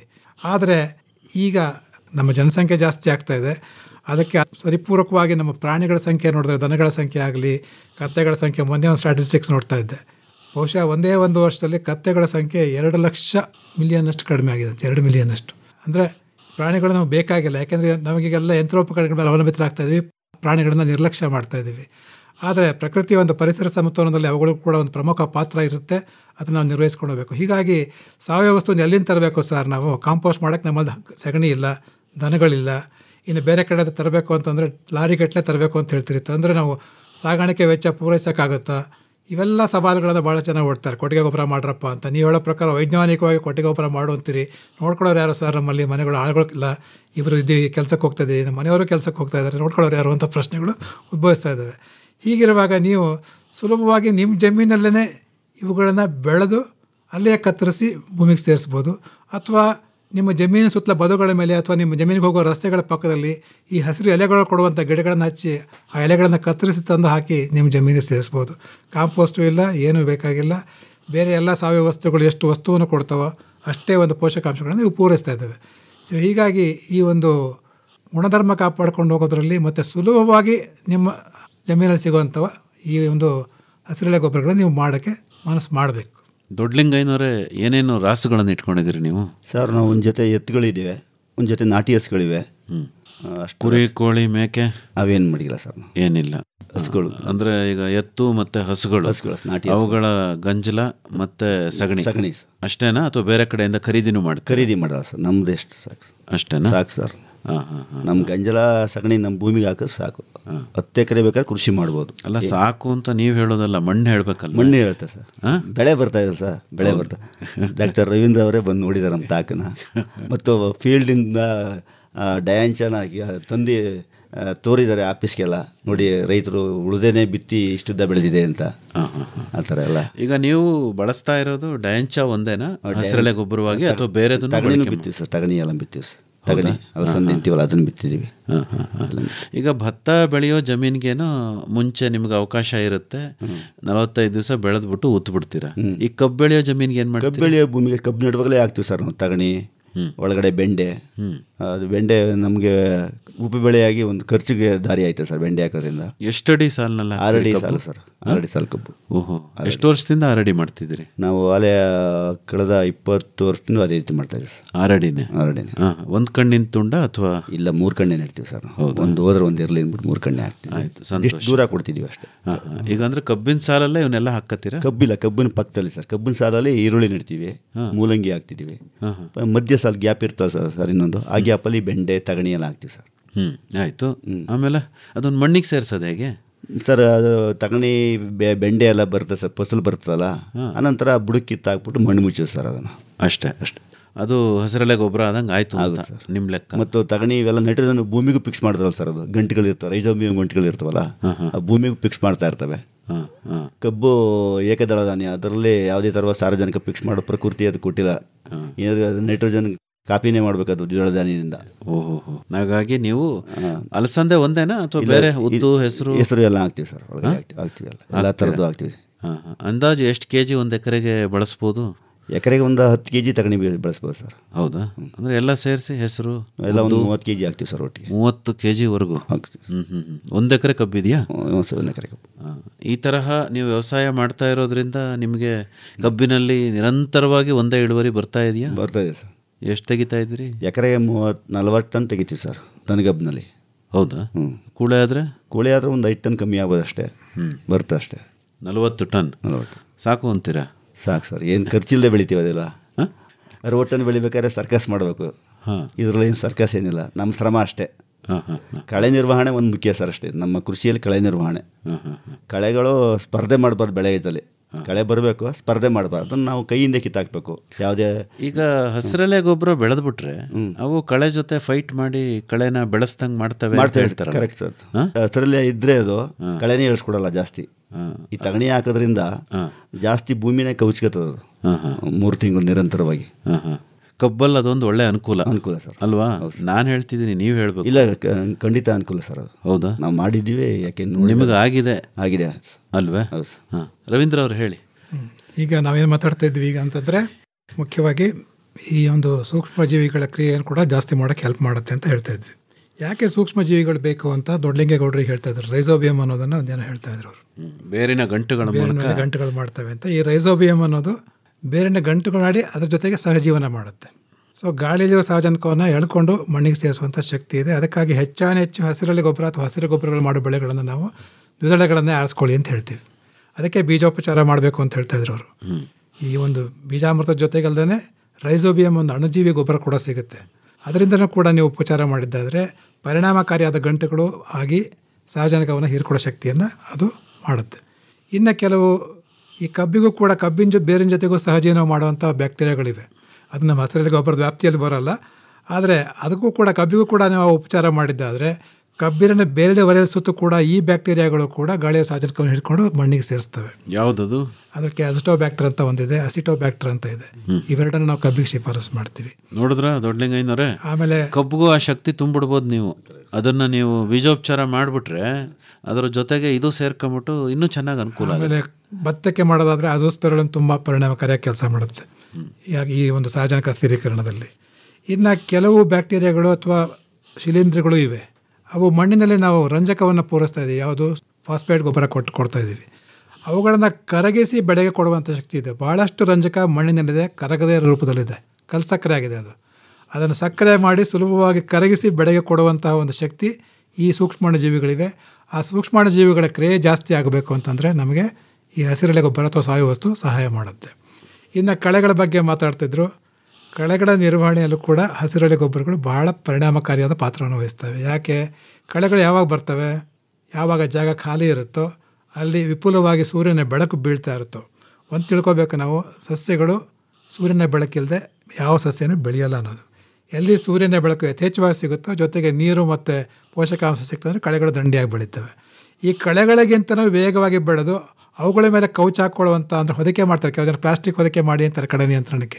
ಅಗತ್ಯ ಇಲ್ಲ. ಹಸಿರೆಲೆ ಗೊಬ್ಬರಗಳನ್ನು ಮುಂಚಿತವಾಗಿ ಬಿತ್ತನೆ ಮಾಡಿದ್ರೆ ಇವುಗಳು ಕಳೆಗಳಿಗಿಂತ ಮುಂಚಿತವಾಗಿಯೇ ಮೊಳಕೆ ಹೊಡೆದು ಬೆಳೆದು ಅವುಗಳ ಮೇಲೆ ನೆರಳು ಮಾಡ್ತವೆ. ಬೆಳೆಗೆ ಕುಂಠಿತವಾಗಿ ಅಲ್ಲೇ ಹಾಳಾಗುತ್ತವೆ. ಸೊ ಆಮೇಲೆ ಹೂವಾಡೋ ಹಂತಕ್ಕಂತೂ ಬರೋದೇ ಇಲ್ಲ. ಸೊ ಹೂವಾಡೋಕ್ಕೆ ಯಾವಾಗ ಬರೋಲ್ಲ ಅವುಗಳು ಕೂಡ ನಮಗೆ ಹಸಿರೆಲೆ ಗೊಬ್ಬರವಾಗಿ ಕೆಲಸ ಮಾಡ್ತವೆ. ಅವುಗಳು ಕೂಡ ಈ ಕಳೆಗಳ ಜೊತೆಗೇ ಹಸಿರೆಲೆ ಗೊಬ್ಬರ ಜೊತೆಗೇ ಒತ್ತು ನಾವು ಮಣ್ಣಿಗೆ ಸೇರಿಸಿಬಿಡ್ಬೋದು. ಸೊ ಕಳೆಗಳ ನಿರ್ವಹಣೆಯಲ್ಲಿ ಕೂಡ ಹಸಿರೆಲೆ ಗೊಬ್ಬರ ಬಹಳ ಮಹತ್ವದ ಪಾತ್ರ ವಹಿಸ್ತಾ ಇದೆ. ವಿಶೇಷವಾಗಿ ಎಲ್ಲೆಲ್ಲಿ ನಾವು ಬೆಳೆಗಳ ನಡುವೆ ಅಂತರ ಜಾಸ್ತಿ ಇದೆ, ಎಲ್ಲಿ ಪ್ಲಾಂಟೇಷನ್ ಕ್ರಾಪಿಂಗ್ ಮಾಡಿರ್ತೀವಿ, ತೆಂಗು ಅಡಿಕೆ ಇಂಥ ಕಡೆ ಮಾಡಿರ್ತೀವಿ, ಅಲ್ಲಿ ಹಸಿರೆಲೆ ಗೊಬ್ಬರ ಮಾಡಿದರೆ ಖಂಡಿತವಾಗಲೂ ಒಂದು ಒಳ್ಳೆಯ ಸಸ್ಯ ಹೊದಿಕೆಯನ್ನು ಕೊಡಲಿಕ್ಕೆ ಸಾಧ್ಯ. ನೀರನ್ನು ಕಾಪಾಡ್ಕೋಬೋದು, ತೇವಾಂಶ ಸಂರಕ್ಷಣೆ ಆಗುತ್ತೆ, ಜೊತೆಗೆ ಕಳೆಗಳು ಕೂಡ ಬರದಂಗೆ ಸಹಾಯ ಮಾಡುತ್ತೆ. ಸೊ ಈ ರೀತಿ ಕಳೆಗಳ ನಿರ್ವಹಣೆಯಲ್ಲಿ ಕೂಡ ಈ ಹಸಿರೆಲೆ ಗೊಬ್ಬರ ಬಹಳ ಮಹತ್ವದ ಪಾತ್ರ ವಹಿಸ್ತದೆ. ಮುಖ್ಯವಾಗಿ ಇನ್ನು ಪೋಷಕಾಂಶಗಳ ನಿರ್ವಹಣೆ ಬಗ್ಗೆ ನಮ್ಮ ಸಾವಯವ ಕೃಷಿಯಲ್ಲಿ ನಮ್ಮದೇನೋ ಕೃತಕ ಗೊಬ್ಬರಗಳ ಬಳಕೆಯನ್ನು ಕಡಿಮೆ ಮಾಡಬೇಕು ಅಥವಾ ಬಳಸಲೇಬಾರದು. ಕೆಲವೊಂದು 2-3 ಯಾವುದೋ ಶಿಲಾರಂಜಕದಂಥ ಕೆಲವು ಗೊಬ್ಬರಗಳನ್ನು ಬಿಟ್ಟರೆ ಬೇರೆ ಗೊಬ್ಬರಗಳನ್ನು ಬಳಸೋದನ್ನು ನಿಷೇಧ ಮಾಡಿದ್ದೀವಿ ನಾವು ಅದರಲ್ಲಿ. ಸೊ ಹೀಗಾಗಿ ಪೋಷಕಾಂಶಗಳನ್ನು ಪೂರೈಕೆಯನ್ನು ಮಾಡಲಿಕ್ಕೆ ಸಾಧ್ಯ ಇದೆಯಾ? ಖಂಡಿತವಾಗಲೂ ಸಾಧ್ಯ ಇದೆ. ಕನಿಷ್ಠ ನಾವು ಈ ಹಸಿರೆಲೆ ಗೊಬ್ಬರ ಮಾಡೋದ್ರಿಂದ 1 ಎಕರೆಗೆ 30 kg ನಾವು ಈ ಸಾರಜನಕವನ್ನು ಕೊಡಲಿಕ್ಕೆ ಸಾಧ್ಯ ಇದೆ. ಒಂದು ಅಂಕಿಅಂಶ ನಿಮಗೆ ಹೇಳಬೇಕು ಅಂದರೆ 2 ಸಣ್ಣ ಅಂಕಿಅಂಶಗಳನ್ನ, ಈ ಹೊಂಗೆ ಗ್ಲಿಸಿಡಿಯಾ ಎಲೆಗಳನ್ನು ಹಾಕೋದ್ರಿಂದ ನಿಮಗೆ 1 ಟನ್ನಿಗೆ 7 kg ಸಾರಜನಕ, 2 kg ರಂಜಕ, 3 kg ಪೊಟ್ಯಾಸ್ ಸಿಗುತ್ತೆ. ನಾವು ಎಷ್ಟು ಹೇಳ್ತೀವಿ ನಿಮಗೆ? ಸುಮಾರು ಕನಿಷ್ಠ 7-8 ಟನ್ನು, 8ರಿಂದ 10 ಟನ್ನಷ್ಟು ಹಾಕು ಅಂತ ಹೇಳ್ತೀವಿ. ಅದು ಕೊಟ್ಟರೆ ನಮ್ಮ ಬೆಳೆಗಳಿಗೆ ಬೇಕಾಗುವಂಥ ಬಹುತೇಕ ಪೋಷಕಾಂಶಗಳ ಲಭ್ಯತೆ ಜಾಸ್ತಿ ಆಗುತ್ತೆ. ಇನ್ನು ಈ ಹಸಿರೆಲೆ ಗೊಬ್ಬರಗಳು ಭೂಮಿಯಲ್ಲಿರುವಂಥ ಪೋಷಕಾಂಶಗಳನ್ನು ಹೀರ್ಕೊಂಡೇ ಬೆಳೆದಿರ್ತವೆ. ಜೊತೆಗೆ ಅದರಲ್ಲಿರುವಂಥ ಸಾಕಷ್ಟು ಲಘು ಪೋಷಕಾಂಶಗಳನ್ನು, ಸೂಕ್ಷ್ಮ ಪೋಷಕಾಂಶಗಳನ್ನು ಕೂಡ ಹೀರ್ಕೊಳ್ತಾ ಇರ್ತವೆ. ಅವುಗಳನ್ನು ನಾವು ಮತ್ತೆ ವಾಪಸ್ ಮಣ್ಣಿಗೆ ಹಾಕಿದಾಗ ಅವೇ ಪೋಷಕಾಂಶಗಳನ್ನು ನಾವು ಮಣ್ಣಿಗೆ ವಾಪಸ್ ಕೊಡ್ತಾಯಿದ್ದೀವಿ. ಭಾಳ ಜನ ರೈತರು ನನಗೆ ಕೇಳ್ತಾ ಇದ್ದಾರೆ, ಸರ್ ನಮ್ಮ ಕಾಡಲ್ಲಿ ಯಾರು ಸರ್ ಗೊಬ್ಬರ ಹಾಕ್ತಾರೆ ಗಿಡಗಳಿಗೆ, ನಾವು ಯಾಕೆ ಸರ್ ಬೆಳೆಗಳಿಗೆ ಹಾಕಬೇಕು ಅಂತ ಯೋಚನೆ ಮಾಡಿ ನೋಡಬೇಕು. ಕಾಡುಗಳಿಗೆ ನಾವು ಹೋದಾಗ ಯಾರಾದರೂ ಕಾಡಲ್ಲಿರುವಂಥ ಎಲೆಗಳನ್ನು ಆಯ್ಕೆ ಮಾಡ್ಕೊಂಬಂದು ದನಗಳಿಗೆ ಆಹಾರ ಹಾಕ್ತೀರಾ ಅಥವಾ ನಿಮ್ಗೆ ಏನಾದರೂ ಬಳಕೆ ಮಾಡ್ಕೊಳ್ತೀರಾ? ಪ್ರತಿಯೊಂದು ಗಿಡನೂ ಬಹುಶಃ ತನ್ನ ಜೀವನಾವಧಿಯಲ್ಲಿ ಸಾಕಷ್ಟು ಎಲೆಗಳನ್ನು ಉದುರಿಸ್ತಾ ಇರುತ್ತೆ. ಆ ಎಲೆಗಳೇ ಉದುರಿ ಹಸಿರು ಗೊಬ್ಬರಗಳಾಗಿ ಮತ್ತೆ ಬೆಳೆಯನ್ನು ಅಥವಾ ಭೂಮಿಯನ್ನು ಪುನರುಜ್ಜೀವನ ಮಾಡ್ತಾನೆ ಇರುತ್ತೆ. ಇದು ನಿರಂತರವಾಗಿ ಪ್ರಕೃತಿಯಲ್ಲಿ ನಡೆಯುತ್ತಿರುವಂಥ ಕೆಲಸ. ಮುಖ್ಯವಾಗಿ ನಾವು ತಿಳ್ಕೊಬೇಕು, ಕೃಷಿ ಅನ್ನೋದು ನಾವು ಮಾಡ್ತಾ ಇರೋದು ಅಂದರೆ ಸಸ್ಯ ಮತ್ತು ಪ್ರಾಣಿಗಳ ಸಾಕಾಣಿಕೆ ಮಾಡ್ತಾಯಿದ್ವಿ. ಪ್ರಕೃತಿಯಲ್ಲಿ ಕೃಷಿ ನಿರಂತರವಾಗಿ ತನ್ನಿಂತಾನೇ ಮನುಷ್ಯ ಹುಟ್ಟೋಕ್ಕಿಂತ ಮುಂಚಿನದೇ ನಡೀತಾ ಇದೆ. ಭೂಮಿ ಮೇಲೆ ಬಂದಿರೋ ಕಟ್ಟಕಡೆ ಪ್ರಾಣಿ ಅಂತಂದರೆ ಮನುಷ್ಯ. ಅವನು ಬರೋಕ್ಕಿಂತ ಮುಂಚೆ ಪ್ರಕೃತಿ ಅವನಿಗೆ ಬೇಕಾದಂಥ ಆಹಾರ, ಪ್ರಾಣಿ ಎಲ್ಲವನ್ನು ಹುಟ್ಟಿಸಿ ಎಲ್ಲ ನೀನು ರೆಡಿ ಮಾಡ್ಕೊಟ್ಟಿದ್ದೀನಪ್ಪ ಸುಖವಾಗಿರು ಅಂತ ಹೇಳ್ತು. ಆದರೆ ನಾವು ನಮ್ಮ ಒಂದು ಹೆಚ್ಚಿಗೆ ಬೆಳಿಬೇಕು ಅಥವಾ ಇನ್ನೂ ಹೆಚ್ಚು ಹೆಚ್ಚು ಶ್ರೀಮಂತರಾಗಬೇಕು ಅಂತ ಆಸೆಯಲ್ಲಿ ಅವುಗಳು ಸರಿಯಾಗಿ ಬಳಸ್ತಾ ಇಲ್ಲ. ಸೊ ಈ ಒಂದು ಸಾವಯವ ಕೃಷಿನಲ್ಲಿ ನಾವು ಹೆಚ್ಚಿನ ಒತ್ತು ಕೊಡ್ತಾ ಇರೋದು ಪರಿಸರ ನಿರ್ವಹಣೆಗೆ. ಅಂದರೆ ನನ್ನ ಜೊತೆ ಇರೋಂಥ ಪ್ರಾಣಿಗಳು, ಬೇರೆ ಸಸ್ಯಗಳು ಬೆಳಿಬೇಕು, ಕೀಟಗಳು ಬೇಕು, ಎಲ್ಲವನ್ನು ಉಳಿಸ್ಕೊಂಡು ಹೋಗಬೇಕು, ಅಂದರೆ ಮಾತ್ರ ನಾವು ಉಳಿಯೋಕ್ಕೆ ಸಾಧ್ಯ ಅಂತ. ಆ ದೃಷ್ಟಿನಲ್ಲಿ ಈ ಒಂದು ಹಸಿರೆಲೆ ಗೊಬ್ಬರಗಳು ಬಹಳ ಮಹತ್ವದ ಪಾತ್ರವನ್ನು ವಹಿಸ್ತಾ ಇದ್ದಾವೆ. ಕೇಳುಗರೆ, ಆಗಸ್ಟ್ 10 ಗುರುವಾರ ಸಂಜೆ 6:50 ಕೃಷಿರಂಗ ಕಿಸಾನ್ ವಾಣಿಯಲ್ಲಿ ರೇಷ್ಮೆ ಇಲಾಖೆಯ ಅಭಿವೃದ್ಧಿ ಯೋಜನೆಗಳನ್ನು ಕುರಿತ ನೇರ ಫೋನ್ ಇನ್ ಕಾರ್ಯಕ್ರಮವಿದೆ. ಭಾಗವಹಿಸುತ್ತಾರೆ ಚಾಮರಾಜನಗರ ಜಿಲ್ಲಾ ರೇಷ್ಮೆ ಇಲಾಖೆಯ ಉಪನಿರ್ದೇಶಕರಾದ HC ನಾಗೇಂದ್ರಪ್ಪ. ಕರೆ ಮಾಡಲು ಸಂಪರ್ಕ ಸಂಖ್ಯೆಗಳು 25125882 ಹಾಗೂ 25150889, ಮೈಸೂರಿನ STD ಕೋಡ್ 0821. ಮರೆಯದಿರಿ, ಆಗಸ್ಟ್ 10 ಗುರುವಾರ ಸಂಜೆ 6:50 ಕೃಷಿರಂಗ ಕಿಸಾನ್ ವಾಣಿಯಲ್ಲಿ ರೇಷ್ಮೆ ಇಲಾಖೆಯ ಅಭಿವೃದ್ಧಿ ಯೋಜನೆಗಳನ್ನು ಕುರಿತ ನೇರ ಫೋನ್ ಇನ್ ಕಾರ್ಯಕ್ರಮ. ದೊಡ್ಡಲಿಂಗಯ್ಯನವರೇ, ಈಗ ನೀವು ಜಮೀನಿನಲ್ಲಿ ಭತ್ತ, ಕಬ್ಬನ್ನು ಬೆಳಿತೀರಲ್ಲ, ಈಗ ಮಣ್ಣಿನ ನಿರ್ವಹಣೆಗೆ ಹಸಿರೆಲೆ ಗೊಬ್ಬರ ಹಾಕ್ತೀರಿ ಮತ್ತು ಸಗಣಿ ಗೊಬ್ಬರ ಎಲ್ಲ ಹಾಕ್ತಿರಲ್ಲ, ಬೆಳವಣಿಗೆ ಆದಾಗೆ ಕೀಟಗಳು, ರೋಗಗಳನ್ನು ನಿರ್ವಹಣೆ ಮಾಡೋಕ್ಕೆ ಏನು ಮಾಡ್ತೀರಿ ಅಥವಾ ಬರೋದೇ ಇಲ್ವಾ ಅವು? ಸಾವಯವ ಕೃಷಿಲಿ ಹೇಳ್ಬೇಕು ಅಂದರೆ ನಾವು ರೋಗ ಬಾಧೆಯೇ ಇಲ್ಲ ಅಂತ ಹೇಳ್ಬೇಕು. ಯಾಕೆ ಸಹಜವಾಗಿ ನಾವು ಬೆಳೆಯೋದ್ರಿಂದ ರಾಸಾಯನಿಕ ಅಲ್ಲಿ ಇನ್ನೊಂದು ಅಲ್ಲಿ ಪ್ರಚೋದನೆ ಮಾಡಿ ಬೆಳೆಸಲ್ಲ. ನಾವು ಸಹಜವಾಗಿ ಬೆಳೆಯೋದ್ರಲ್ಲಿ ಯಾವುದೇ ರೋಗ ಬರಲ್ಲ. ಇದುವರೆಗೂ ನಾನು ರಾಜಮುಂಡಿ ಭತ್ತ ಎಲ್ಲ ಬೆಳೀತಾ ಇದ್ದೀನಿ, ಯಾವುದೇ ಥರ ಕೀಟಗಳ ಬಾಧೆ ಅಲ್ಲಿ ಇನ್ನೊಂದಾಗಿಲ್ಲ. ಹುಲ್ಲು ಸಹ ಚೆನ್ನಾಗಿ ಬರ್ತದೆ ಸರ್. ದನಗಳಿಗೆ ಹುಲ್ಲು 2 ಎಕರೆ ಹುಲ್ಲುನಷ್ಟು ಬರ್ತದೆ ರಾಜಮುಡಿ ಹುಲ್ಲು. ಹಾಗಾಗಿ ಯಾವುದೇ ಥರವಾದ ರೋಗ ಇದುವರೆಗೂ ಕಂಡಿಲ್ಲ ಸರ್ ನಮ್ಮ ಭೂಮಿಲಿ. ಕೀಟ ಅಂತೂ ಬರಲ್ವೇ? ಇಲ್ಲ ಸರ್. ಬಂದರೂ ಏನು ತಡ್ಕೊಳ್ತದೆ ಸರ್ ಅದು. ಅಂದರೆ ನೀವೇನು ಸಿಂಪರಣೆನೇ ಮಾಡ್ತಾರೆ ಸರ್. ಹೌದಾ? ಯಾವುದೇ ಥರ. ಕಬ್ಬಲ್ಲೂ ಯಾವ ಥರ ಸಮಸ್ಯೆ? ಯಾವುದೇ ಸಹ ಸಮಸ್ಯೆ ಆಗಿಲ್ಲ. ಬಿಳಿ ಉಣ್ಣೆ ಅಂತ ಹೇಳಿ ಬಂತಲ್ಲ, ಅದು ಬರಲಿಲ್ಲ ನಿಮ್ಮ ಜಮೀನು? ಬಂದಿತ್ತು, ಆದರೂ ಏನು ಅದನ್ನು ನಮಗೇನು ಕೆಡಕು ಮಾಡಲಿಲ್ಲ. ಹೌದಾ? ಓಹೋ, ಎಲ್ಲವನ್ನಂತ ಕಾಣಿಸ್ಕೊತಿ ಅಂತ ತೊಂದರೆ ಆಗಲಿಲ್ಲ ಅದರಿಂದ. ಆಯ್ತರಪ್ಪ. ಈಗ ಹಸಿರೆಲೆ ಗೊಬ್ಬರ ಆಯಿತು, ನೀವು ಸಗಣಿ ಮತ್ತು ಗಂಜಲ ಏನಿದೆಯಲ್ಲ ಅದನ್ನು ನೀವು ಹಟ್ಟಿ ಗೊಬ್ಬರನೂ ಮಾಡಲ್ವಾ? ನೇರವಾಗಿ ಹಾಕ್ಬಿಡ್ತೀರ ಸರ್? ಸಾಮಾನ್ಯ ಗದ್ದೆ ನಾಟಿಗೆಲ್ಲ ಟೈಮಲ್ಲೆಲ್ಲ ನೇರವಾಗಿ ಹಸಿ ತೊಪ್ಪೆ ಗಂಜಲನೇ ಹಾಕ್ತೀವಿ, ಭೂಮಿಗೆಲ್ಲ ಹಾಕ್ತೀವಿ. ನಮ್ಮ ಭೂಮಿಗೆ ಸಾಕು ಅಂದಮೇಲೆ ನಾವು ತಿಪ್ಪೆಗೆ ಹಾಕ್ತೀವಿ ಸರ್, ಅಷ್ಟೇ. ಅಲ್ಲಿಗಂಟ ತಿಪ್ಪೆಗೆ ಹಾಕೋದೇ ಇಲ್ಲ ನಮ್ಮ ಭೂಮಿ ಗೊಬ್ಬರನ. ನಮ್ಮ ತಿಪ್ಪೆನೇ ಮಾಡ್ತಾ ಇಲ್ಲ ಈ ಕೃಷಿ ಬತ್ತೆ. ಮೊದಲು ಮಾಡ್ತಿದ್ದೋ ತಿಪ್ಪೆ, ನೀವು ಹೇಳುವಂಗೆ ತಿಪ್ಪೆ ಸ್ಟಾಕ್ ಮಾಡಿ ಮಣ್ಣು ಹೊಡೆದು ಸರ್ಕಸ್ ಮಾಡ್ತಾ ಇದ್ದೋ. ಈಗ ಅದಿಲ್ಲ ಸರ್, ನೀವು ಹೇಳುವಂಗೆ ನೇರವಾಗಿ ಗದ್ದೆಗೆ ಭೂಮಿಗೆ ಹಾಕ್ತಾ ಇದ್ದೀವಿ. ಹೌದಾ? ಹಸಿ. ಬೇರೆ ಏನು ಸಮಸ್ಯೆ ಆಗಿಲ್ಲ? ಅದ್ರ ಏನು ಸಮಸ್ಯೆ ಆಗಿಲ್ಲ ಸರ್, ಚೆನ್ನಾಗಿ ಬರ್ತಾ ಇದೆ. ಕಬ್ಬಿಗೆ ಹೆಂಗೆ ಹಾಕ್ತೀರಿ? ಕಬ್ಬಿಗೆ ಸರ್ ನಾವು ಕಲಸಿ ಬಿಡ್ತೀವಿ ಸರ್. ನೀರು ಬಿಡುವಾಗ ಅದನ್ನು ಕಲಸಿ ಬಿಡೋದು. ಅಂದರೆ ಜೀವಾಮೃತ ಅಂತ ಮಾಡ್ಕೊತೀವಿ ಸರ್. ಅದನ್ನು ಬಿಡ್ತೀವಿ. ಇವನ್ ಭತ್ತಕ್ಕಾದರೂ ಅಷ್ಟೇ. ಭತ್ತಕ್ಕಾದ್ರೆ ತೊಪ್ಪೆ ಗಂಜಲೇ ಹೋಗ್ತೀವಿ ಸರ್ ಭೂಮಿಗೆ ತಗೊಂಡೋಗಿ, ಏನು ತೊಂದರೆ ಇಲ್ಲ. ಎಸಿಬೋದು ತೊಪ್ಪೆ ನಾವು ಭೂಮಿಗೆ.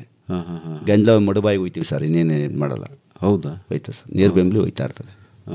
ಅಂದರೆ ಬೆಳೆ ಇಲ್ದಲೇ ಇದ್ದಾಗ ಹೆಚ್ಚಾದದ್ದನ್ನು ತಿಪ್ಪೆ ಮಾಡ್ಕೊತೀವಿ ಸರ್, ಅದನ್ನು ಮಣ್ಣಿಗೆ ಹಾಕ್ತೀವಿ. ಹಸಿರೆಲೆ ಗೊಬ್ಬರ ಪ್ರಧಾನ ನಿಮ್ಮದು? ಹೌದು ಸರ್, ಮುಖ್ಯ ಹಸಿರೆಲೆ ಗೊಬ್ಬರನೇ. ಹೇಳಿ ರವೀಂದ್ರ ಅವರೇ, ಏನೇನನ್ನೆಲ್ಲ ಹಸಿರೆಲೆ ಗೊಬ್ಬರವಾಗಿ ಕೊಡ್ಬೋದು?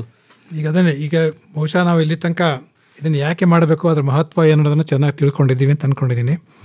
ಮುಂದೆ ಈಗ ಇದರಲ್ಲಿ 2 ವಿಧಾನಗಳಿವೆ. ಹಸಿರು ಗೊಬ್ಬರ ಅಂತ ನಾವು ಹೇಳ್ತೀವಿ, ಆದರೆ ಅದನ್ನು ನಾವು ಹಸಿರು ಗೊಬ್ಬರ ಮತ್ತು ಹಸಿರೆಲೆ ಗೊಬ್ಬರ ಅಂತ 2 ವಿಧ ಮಾಡ್ತಾ ಇದ್ದೀವಿ.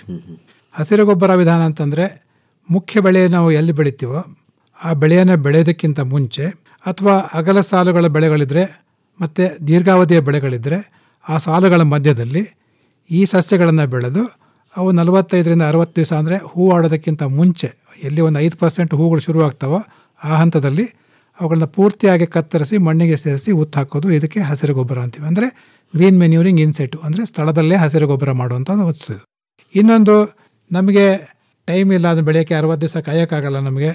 ನಮಗೆ ಇನ್ನೇನು ಬಿತ್ತನೆ ಮಾಡೋಕ್ಕೆ ಇನ್ನೂ 15-20 ದಿವಸ ಮಾತ್ರ ಇದೆ, ಅಷ್ಟಕ್ಕೆ ಮುಂಚೆ ನನಗೆ ಹಸಿರು ವಸ್ತು ಬೇಕು ಅಂತ ರೈತರು ಈ ಹಸಿರು ಎಲೆಗಳನ್ನು, ಹಸಿರು ವಸ್ತುವನ್ನು ಕೊಡುವಂಥ ಅನೇಕ ಸಸ್ಯಗಳಿವೆ. ಪ್ರಧಾನವಾಗಿ ಗ್ಲಿರಿಸಿಡಿಯಾ ಅನ್ನೋದು ಒಂದು, ಅದನ್ನು ಗೊಬ್ಬರ ಗಿಡ ಅಂತಲೇ ಎಲ್ಲರೂ ಕರಿತಾಯಿದ್ರು. ಗ್ಲಿರಿಸಿಡಿಯಾ ಇಲ್ಲದ ರೈತನ ಮುಖ ನೋಡಬೇಡಿ ಅಂತ ನಮಗೆ ಸ್ಟಾರ್ಟಿಂಗಲ್ಲಿ ನಾವು ಸರ್ವಿಸ್ ಸೇರಿದಾಗ ಹೇಳ್ತಿದ್ರು. ಯಾವ ರೈತ ಗ್ಲಿರಿಸಿಡಿಯಾ ಬೆಳೆದಿಲ್ಲ ಬದುಗಳ ಮೇಲೆ ಅವನು ರೈತನೇ ಅಲ್ಲ, ಅವನು ಮಾತಾಡ್ಸೋಕ್ಕೆ ಹೋಗಬೇಡಿ ಅಂತಿದ್ರು ನಮ್ಮ ಹಿರಿಯರು, ನಮ್ಮ ಸೀನಿಯರ್ ಆಫೀಸರ್ಸ್. ಅಂಥ ಮಹತ್ವ ಅದಕ್ಕೆ ಇತ್ತು. ಯಾಕೆಂದರೆ ಇದರಲ್ಲಿ ವಿಶೇಷವಾಗಿ ಇದು ಬದುಗಳ ಮೇಲೆ ಚೆನ್ನಾಗಿ ಬೆಳೆಯುತ್ತೆ. ಕಟಿಂಗ್ಸಿಂದನೂ ಕೂಡ ಅದನ್ನು ಸಸ್ಯಾಭಿವೃದ್ಧಿ ಮಾಡ್ಕೊಳ್ಬೋದು. ಆಮೇಲೆ ಒಂದು ವರ್ಷದಲ್ಲಿ ಕನಿಷ್ಠ 8ರಿಂದ 10 ಸತಿ ನೀವು ಅದನ್ನು ಕಟಾವು ಮಾಡಿ ಬೆಳೆಗೆ ಸೇರ್ಸೋಕೆ ಅವಕಾಶ ಇದೆ. ನೀವು ಬೆಳೆದಿಲ್ವಾ ಗ್ಲಿರಿಸಿಡಿಯಾನ ದೊಡ್ಡಲಿಂಗಯ್ಯನವ್ರೆ? ನಾವು ಗ್ಲಿರಿಸಿಡಿಯಾ ಬೆಳೆದಿಲ್ಲ ಸರ್. ಹೌದಾ? ಮಾಮೂಲಿ ಹಸಿರೆಲೆ ಗೊಬ್ಬರ ಮಾತ್ರ ಮಾಡ್ತಾ ಇದ್ದೀವಿ. ಸುಬಾಬುಲ್ಲು? ಸುಬ್ಬಾಬು ಅವೆಲ್ಲ ಅದನ್ನು ಬೆಳೆದಿಲ್ಲ. ಹೊಂಗೆ, ಬೇವು, ಹೊಂಗೆ ಮರಗಳಿವೆ ಸರ್. ನಿಮ್ಮ ಜಮೀನಲ್ಲೇ ಇದೆಯೋ ಅಥವಾ ಊರಲ್ಲಿ? ಇಲ್ಲೇ ನಮ್ಮ ಜಮೀನಲ್ಲಿ ಇವೆ ಸರ್ ಹೊಂಗೆ ಮರಗಳು ಮತ್ತು ಬೇವಿನ ಮರಗಳು ಇವೆ. ಹೌದಾ? ಆ ಸೊಪ್ಪನ್ನು ಕೂಡ ಹಾಕ್ತೀರಾ ಜಮೀನಿಗೆ? ಮೊದಲು ಸವರ್ತಿದೆ ಸರ್, ರಾಸಾಯನಿಕ ಕೃಷಿ ಮಾಡುವಾಗ ಸವರ ಹಾಕ್ತಿದ್ವು ಅವೆಲ್ಲನೇ. ಯಾವಾಗ ನಾವು ನೈಸರ್ಗಿಕ ಕೃಷಿಗೆ ಬಂದುವ ಈ ಅಲ್ಲಿಂದ ನಾವು ಈಗ ಮಾಮೂಲಿ ಭೂಮಿಲೇ ಮಾಡ್ತಾ ಇದ್ದೀವಿ ಸರ್. ನಮ್ಮ ಸಹಜವಾಗಿ ನಮ್ಮ ಭೂಮಿಲೇ ಫಲವತ್ತಾಗಿ ಮಾಡ್ಕೊತಾ ಇದ್ದೀವಲ್ಲ, ಅದರ ಅವಶ್ಯಕತೆ ಇಲ್ಲ ನಮಗೀಗ. ಹಾಗಂತೀರಾ? ಹೌದು. ಹೇಳಿ ಸರ್ ರವೀಂದ್ರ. ಈ ಹಸಿರು ವಸ್ತುಗಳನ್ನು ಬೇರೆ ಕಡೆಯಿಂದ ತಂದು ಆ ಎಲೆಗಳನ್ನು ನಮ್ಮ ಜಮೀನಿನ ಮೇಲೆ ಸುತ್ತಲೂ ಹರಡಿ ಆಮೇಲೆ ಉತ್ತು ಬಿತ್ತನೆ ಮಾಡೋದಕ್ಕೆ ಹಸಿರೆಲೆ ಗೊಬ್ಬರ ಅಂತ ಕರಿತೀವಿ. ಅಂದರೆ ಹೊರಗಡೆಯಿಂದ ತಂದು ನಾವು ಗ್ರೀನ್ ಮ್ಯಾನ್ಯೂರಿಂಗ್ ಮಾಡ್ತಾ ಇರೋದ್ರಿಂದ. ಇನ್ನು ಹಸಿರು ಗೊಬ್ಬರ ಸಸ್ಯಗಳು ಅಂದರೆ ಎಲ್ಲಿ ನಾವು ಬೆಳೆಗಳನ್ನು ಸ್ಥಳದಲ್ಲೇ ಬೆಳೆದು ಉತ್ತು ಮಣ್ಣಿಗೆ ಸೇರಿಸ್ತೀವಿ ಅಂಥ ಸಸ್ಯಗಳಲ್ಲಿ ಅಪ್ಸೆಣಬು ಮತ್ತು ಡಯಂಚ ಭಾಳ ಪ್ರಮುಖವಾದ ಕೆಲಸ ಮಾಡ್ತವೆ. ಆಮೇಲೆ ಚೊಗಚೆಯನ್ನು ಬೆಳಿಬೋದು. ಚವಳಿ, ಅಲಸಂದೆ, ಕುದುರೆ ಮೆಂತ್ಯ, ವೆಲ್ವೆಟ್ ಬೀನ್ಸ್ ಅಂತ ಇತ್ತೀಚೆಗೆ ಇದು ಪ್ಲಾಂಟೇಷನ್ ಕ್ರಾಪ್ಸಲ್ಲಿ ವಿಶೇಷವಾಗಿ ನಾವು ರೆಕಮೆಂಡ್ ಮಾಡ್ತೀವಿ. ಯಾಕೆಂದರೆ ಭಾಳ ವೇಗವಾಗಿ ಭೂಮಿಯನ್ನು ಮುಚ್ಚಿಕೊಂಡು ಸಾಕಷ್ಟು ಸಸ್ಯರಾಶಿಯನ್ನು ಕೊಡುತ್ತೆ. ಅತ್ಯುತ್ತಮವಾದ ತೆಂಗು ಮತ್ತು ಅಡಿಕೆ ಯಾರು ಮಾಡ್ತಾಯಿದ್ದಾರೆ ಅಂತ ಕಡೆ ನಮಗೆ ಕಳೆಗಳ ಸಮಸ್ಯೆ ಅಂತ ಯಾರು ಹೇಳ್ತೀರಾ ಅಂತ ರೈತರು ವೆಲ್ವೆಟ್ ಬೀನ್ಸ್ ಬೆಳೆದ್ರೆ ಯಾವ ಸಮಸ್ಯೆಯೂ ಇರೋಲ್ಲ, ಒಳ್ಳೆ ಪೋಷಕಾಂಶನೂ ಕೂಡ ಸಿಗ್ತಾ ಇರುತ್ತೆ. ಇನ್ನು ಪೊದೆ ಚೊಗಚೆ ಅಂತ ಬರುತ್ತೆ. ಇದರಲ್ಲಿ ಏನಂತಂದರೆ ಚೊಗಚೆಯಲ್ಲಿ 2 ವಿಧ. ಒಂದು ಬೇರುಗಳಲ್ಲಿ ಗಂಟು ಮಾಡುತ್ತೆ, ಇನ್ನು ಕೆಲವು ಕಾಂಡಗಳಲ್ಲೇ ಗಂಟುಗಳು ಮಾಡುತ್ತೆ, ಸಸ್ಪೇನಿಯಾ ರೋಸ್ಟ್ರಾಟಾ ಅಂತ. ಸೊ ಅದು ಕಾಂಡದಲ್ಲೂ ಕೂಡ ಸಾರಜನಕ ಸ್ಥಿರೀಕರಣ ಆಗ್ತಾ ಇರುತ್ತೆ. ಸೊ ಹೀಗಾಗಿ ಅದನ್ನು ಕೂಡ ನಾವು ಹಸಿರು ಗೊಬ್ಬರದಲ್ಲಿ ಬಳಸ್ಬೋದು. ಉರುಳಿ, ಹೆಸರು, ಉದ್ದು ಇವೆಲ್ಲ ತುಂಬ ಉತ್ತಮವಾದಂಥ ಹಸಿರು ಗೊಬ್ಬರಗಳು. ಇನ್ನು ಹಸಿರೆಲೆ ಗೊಬ್ಬರ ಸಸ್ಯಗಳಲ್ಲಿ ಗ್ಲಿರ್ಸಿಡಿಯಾ ಮುಖ್ಯ ಅಂತ ನಾನು ಆಗಲೇ ಹೇಳಿದೆ. ಹೊಂಗೆ ಭಾಳ ತುಂಬ ಚೆನ್ನಾಗಿ ಕೊಡುತ್ತೆ. ಬೇವು, ಗುಲ್ಮೋಹರ್, ಅಂತರ್ಗಂಗೆ ನಾವೇನು ಮಾಡ್ತಾಯಿದ್ದೀವಿ, ನಮಗೆ ಕೆರೆಗಳನ್ನ ಹಾಳು ಮಾಡ್ತಾಯಿದೆ, ಅದರಿಂದ ನಮಗೆ ಸಮಸ್ಯೆ ಆಗ್ತಾಯಿದೆ ಅಂತ ಹೇಳ್ತಾಯಿದ್ದೀವಿ. ಅದನ್ನು ತಂದು ಹಸಿರೆಲೆ ಗೊಬ್ಬರ ಪರಿವರ್ತನೆ ಮಾಡಿದ್ರೆ ಅದರಲ್ಲಿರುವಂಥ ಪೋಷಕಾಂಶಗಳ ಪ್ರಮಾಣ ಅಗಾಧವಾಗಿದೆ. ಅದನ್ನು ಮಾಡ್ಬೋದು. ಆಮೇಲೆ ನೀರಂಬು, ಆಮೇಲೆ ನಿಮ್ಮೇನು ಐಪೋಮಿಯಾ ಅಂತ ಕರಿತೀರಿ, ನಮ್ಮ ಕಬ್ಬಿನಲ್ಲಿ ಸಾಕಷ್ಟು ಕಳೆಯಾಗಿ ಕೆಲಸ ಮಾಡ್ತದೆ ನೀರಂಬು, ಅದನ್ನು ಕೂಡ ಉತ್ತಮ ಹಸಿರು ಗೊಬ್ಬರ ಅಂತ ಮಾಡ್ಬೋದು. ಸಾಕಷ್ಟು ಕಳೆಗಳು ಕೂಡ ನಾವು ಶಾಪ ಅಂದ್ಕೊಳ್ಳೋದೇ ಬೇಕಾಗಿಲ್ಲ, ಅವುಗಳು ಕೂಡ ಹೊರಗಳು. ಆದರೆ ಹೂ ಆಡೋದಕ್ಕಿಂತ ಮುಂಚೆ ಕತ್ತರಿಸಿ ಹಾಕಿದರೆ ಅತ್ಯುತ್ತಮವಾದ ಹಸಿರು ಅಥವಾ ಹಸಿರೆಲೆ ಗೊಬ್ಬರಗಳ ಬೆಳೆಗಳಾಗಿ ಕಳೆಗಳು ಕೂಡ ನಮಗೆ ಸಹಾಯ ಮಾಡ್ತವೆ. ಪಾರ್ಥೇನಿಯಮ್ಮನ್ನು ಸೇರಿಸಿ, ಇವನ್ ಕಾಂಗ್ರೆಸ್ ಕಸನೂ ಕೂಡ. ಆಮೇಲೆ ಗುಲ್ಮೋಹರ್, ಅಂತರ್ಗಂಗೆ, ಆಮೇಲೆ ಚೊಗಚೆ, ಪೊದೆ ಚೊಗಚೆ. ಆಮೇಲೆ ಈ ರಸ್ತೆಗಳ ಸುತ್ತಲೂ ನೀವು ನೋಡಿರ್ತೀರಿ, ನೆಲಗಡಲೆ ಥರನೇ ಎಲೆ ಇರುತ್ತೆ, ಹಳದಿ ಹೂವು ಕೊಡುತ್ತೆ. ಅದು ಕ್ಯಾಸಿಯಾ ಸೆರೆಸ ಅಂತ ಕರ್ತಾರೆ. ನಮ್ಮ ಉತ್ತರ ಕರ್ನಾಟಕದ ಕಡೆ ಅದನ್ನು ಮಂಗ್ಯಾನ ಕಡಲೆ, ನೆಲಗಡಲೆ ಅಂತಾರೆ, ಮಂಗ್ಯಾನ ಶೇಂಗಾ ಅಂತ. ಸೊ ಯಾಕಂದರೆ ಮಂಗಗಳು ತಿಂತವೆ ಅದನ್ನ. ಸೊ ಅದಕ್ಕೆ ಅದನ್ನು ಕೂಡ ತುಂಬ ಉತ್ತಮವಾದ ಹಸಿರೆಲೆ ಗೊಬ್ಬರವಾಗಿ ತಾವು ಬಳಸ್ಬೋದು. ಹೇಳಿ ದೊಡ್ಡಲಿಂಗಯ್ಯನವರೇ, ಈ ಥರದ್ದೆಲ್ಲ ಏನಾದರೂ ತಾವು ಮಾಡ್ತೀರಾ? ಈಗ ಅಂತರ್ಗಂಗೆನ ಎಳ್ಕೊಂಬಂದು ಅವೆಲ್ಲ ಮಾಡ್ತಾ ಇಲ್ಲ ಸರ್. ಅಥವಾ ರಸ್ತೆ ಪಕ್ಕದಲ್ಲಿ ಸಿಗುವಂತಹ ಹಸಿರು ಗಿಡಗಂಡೆಗಳು ಕಿತ್ತಾಕ್ತೀವಿ ಭೂಮಿಗೆ ಅಷ್ಟೇ. ಅವ್ರು ಹೇಳುವಂಗೆ ಕಳೆಗಳನ್ನೇ ನಾವು ಹೂವಾಗಿ ಮೊದಲೇ ಕಿತ್ತಿ ಭೂಮಿಗೆ ಸೇರಿಸ್ತೀವಿ. ಹೊರಗಡೆಯಿಂದ ಏನೂ ತರಕ್ಕೆ ಹೋಗಲ್ಲ ಸರ್ ನಾವು. ನಿಮ್ಮ ಜಮೀನಲ್ಲಿ ಪಾರ್ಥೇನಿಯಂ ಇಲ್ವಾ? ಇಲ್ಲ ಸರ್, ರೇರ್ ಬರೋದು, ಬಂದ್ರೆ ಬಿಡಲ್ಲ. ಅದು ಹೂವಾಗಿ ಮೊದಲೇ ಕಿತ್ತಾಕ್ಬಿಡ್ತೀವಿ ಸರ್. ಹೌದಾ?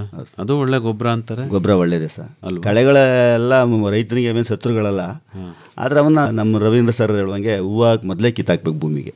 ಒಂದ್ಸರಿ ಬೀಜ ಆಗ್ಬಿಡ್ತು, ವೃದ್ಧಿ ಆಯಿತು ಅಂದ್ರೆ ಅವು ಭಾಳ ಪೈಪೋಟಿ ಮಾಡ್ತವೆ, ನಮ್ಮ ಮೇಲೆ ಸವಾರಿ ಮಾಡಿಬಿಡ್ತವೆ. ಇನ್ನು ಪೋಷಕಾಂಶ ಪ್ರಮಾಣಕ್ಕೆ ಬಂದರೆ ನಮಗೆ ಸಾಮಾನ್ಯವಾಗಿ ಬಳಸುವಂಥದ್ದು ಈ ಒಂದು ಅಪ್ಸೆಣಬಲ್ಲಿ 100 kgನಲ್ಲಿ 2.3 kgಯಷ್ಟು ಸಾರಜನಕ ಇದೆ, ಅರ್ಧ kgಯಷ್ಟು ರಂಜಕ ಇದೆ, ಮತ್ತು 2 kgಯಷ್ಟು ಪೊಟ್ಯಾಸ್ ಸಿಗ್ತಾಯಿದೆ. ಹಾಗೆ ಈ ಒಂದು ಡಯಂಚಾದಲ್ಲಿ 100 kg ಡಯಂಚ ಹಾಕಿದರೆ 3.5 kgಯಷ್ಟು ಸಾರಜನಕ ಮತ್ತು 1 kgಯಷ್ಟು ರಂಜಕ, 1.2 ಅಂದರೆ 1.5 kgಯಷ್ಟು ಪೊಟ್ಯಾಸ್ ಸಿಗ್ತಾಯಿದೆ. ನಾನು ಈಗಲೇ ಹೇಳ್ತಾ ಇದ್ದೀನಿ ನಿಮಗೆ, ಯಾವುದು ಈ ಒಂದು ಅಂತರ್ಗಂಗೆನಲ್ಲಿ 3% ಸಾರಜನಕ ಇದೆ, 1% ರಂಜಕ ಇದೆ, ಮತ್ತು ಪೊಟ್ಯಾಶ್ ಅರ್ಧದಷ್ಟಿದೆ. ಹೀಗೆ ಬೇರೆ ಬೇರೆ ಸಸ್ಯಗಳಲ್ಲಿ ಬೇರೆ ಬೇರೆ ಪ್ರಮಾಣದ ಪೋಷಕಾಂಶಗಳು ನಮಗೆ ಲಭ್ಯ ಆಗ್ತಾ ಇದೆ. ಇದರಿಂದಾಗಿ ಮಣ್ಣಿಗೆ ಬೇಕಾಗುವಂಥ ಪ್ರಧಾನ ಪೋಷಕಾಂಶ ಜೊತೆಗೆ ಈ ಒಂದು ಲಘು ಪೋಷಕಾಂಶಗಳು ಕಬ್ಬಿಣ, ಸತು ಮತ್ತು ಮ್ಯಾಂಗನೀಸನ್ನು ಕೂಡ ಕೊಡ್ತವೆ. ಆಮೇಲೆ ಈ ಒಂದು ಅಜೋಲಾ ಅಂತ ಇನ್ನೊಂದು ಸಸ್ಯ ಬರ್ತಾ ಇದೆ, ಅದನ್ನು ಕೂಡ ನಾವು ಜೈವಿಕ ಗೊಬ್ಬರ ಅಂತ ಪರಿಗಣಿಸ್ತಾರೆ. ಬಹುಶಃ ಅದರ ಬಗ್ಗೆ ಜೈವಿಕ ಗೊಬ್ಬರಗಳ ಬಗ್ಗೆ ಮಾತಾಡೋರು ಜಾಸ್ತಿ ಮಾಹಿತಿ ಕೊಡ್ಬೋದು. ಆದರೆ ಅದು ಕೂಡ ಒಂದು ನೀರಿನಲ್ಲಿ ಬೆಳೆಯುವಂಥ ಒಂದು ಜರಿ ಸಸ್ಯ. ಅದನ್ನು ಕೂಡ ಒಂದು ಹಸಿರೆಲೆ ಗೊಬ್ಬರ ಅಂತ ಕೂಡ ನಾವು ಬಳಸಲಿಕ್ಕೆ ಸಾಧ್ಯತೆ ಇದೆ. ಅದರಲ್ಲೂ ಕೂಡ ಈ ಒಂದು ಪ್ರಧಾನ ಪೋಷಕಾಂಶಗಳಾದ ಮ್ಯಾಂಗನೀಸು ಮತ್ತು ಮೆಗ್ನೀಷಿಯಂಗಳನ್ನ ಕರಗಿಸುವಂಥ ಗುಣ ಕೂಡ ಅದು ಹೊಂದಿದೆ. ಅದನ್ನು ನಾವು ಕೂಡ ನಮ್ಮ ಜಮೀನಲ್ಲಿ ಭತ್ತದ ಗದ್ದೆಗಳಲ್ಲಿ ಮಾಡ್ಕೋಬೋದು. ಇನ್ನು ಈ ಮಣ್ಣಿನ ಫಲವತ್ತತೆಯಲ್ಲಿ ಏನು ಪಾತ್ರ ವಹಿಸ್ತವೆ ಅಂತ ಯೋಚನೆ ಮಾಡಿದಾಗ, ಇವನ್ನ ಗಾಳಿಯಲ್ಲಿ ಒಣಗಿಸಿದಾಗ ಸುಮಾರು 2 ರಿಂದ 12 ಟನ್ನಷ್ಟು ತೂಗ್ತವಂಥವು. ಸೊ 12 ಟನ್ನು ನೀವು ಈ ಹಸಿರೆಲೆ ಗೊಬ್ಬರಗಳನ್ನ ಮಣ್ಣಿಗೆ ಹಾಕಿದಾಗ ಒಂದು 30 ರಿಂದ 53 kgಯಷ್ಟು ಸಾರಜನಕ ಸಂಚಯ ಆಗುತ್ತೆ, ಅಂದರೆ ಸೇರಿಕೊಳ್ಳುತ್ತೆ. ಸೊ ಅಪ್ಸೆಣಬಲ್ಲಿ ಒಂದು 12 ಟನ್ನಲ್ಲಿ 53 kg ಸಾರಜನಕ ಬರುತ್ತೆ. ಡಯಂಚಾದಲ್ಲಿ 9 ಟನ್ನಿಂದ 53 kg ಸಾರಜನಕ, ಚವಳಿನಲ್ಲಿ 10 ಟನ್ನಿಂದ 41 kg ಸಾರಜನಕ. ಈ ರೀತಿ ಬೇರೆ ಬೇರೆ ಬೆಳೆಗಳಲ್ಲಿ ಬೇರೆ ಬೇರೆ ಪ್ರಮಾಣದಲ್ಲಿ ಸಾರಜನಕದ ಪ್ರಮಾಣ ಶೇಖರಣೆ ಆಗ್ತಾ ಇದೆ. ಮುಖ್ಯವಾಗಿ ಸಾವಯವದ ಇಂಗಾಲ ಪ್ರಮಾಣ ಜಾಸ್ತಿ ಆಗುತ್ತೆ ಇಲ್ಲಿ. ಸೊ ಮಣ್ಣಿನಲ್ಲಿ ಯಾವಾಗ ಸಾವಯವ ಇಂಗಾಲದ ಪ್ರಮಾಣ ಜಾಸ್ತಿ ಆಗ್ತಾ ಹೋಗುತ್ತೋ ಆ ಮಣ್ಣಿನ ಫಲವತ್ತತೆಯನ್ನು ಸೂಚಿಸುತ್ತೆ. ಹೆಚ್ಚಾದಷ್ಟು ಮಣ್ಣು ಫಲವತ್ತಾಗಿದೆ ಅಂತ ಅರ್ಥ.